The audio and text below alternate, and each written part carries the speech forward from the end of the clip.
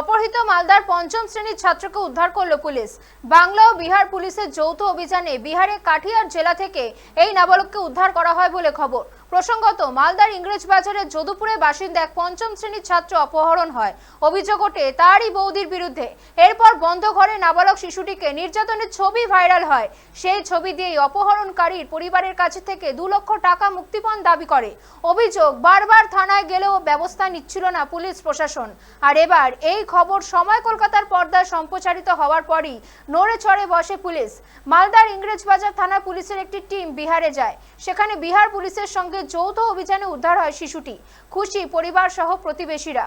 সংবাদ মাধ্যমে খবর সম্প্রচারিত হওয়ার পরই নড়ে চড়ে বসে পুলিশ প্রশাসন।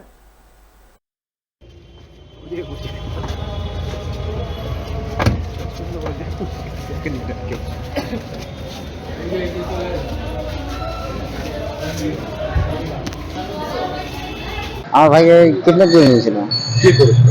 আর ওর যে নিজের ভাইয়ের বউ নিজের ভাইয়ের বউ আর আমার প্রেমিকা, যাকে ওই প্রেমিক সে নিয়ে গেছিল খুচরা ফেসলে, ওখানে কিডন্যাপ করে রেখেছিল। ঘুরতে যাওয়ার নাম করে ওখানে নিয়ে গেছিল, নিয়ে গিয়ে ঘরে ওই বন্দি করে রেখেছিল। দিয়ে এভাবে অত্যাচার করছিল, বলছিল 2 লক্ষ টাকা নিয়ে আসো তারপরে ছাড়বো। তারপরে কিছু হলো না। তারপরে আপনাদের সবার জন্য সাহায্য নিলাম, তারপরে এটা কেসটা হলো আমাদের। স্যার, আমরা ভাইকে ফিরে পেয়েছি।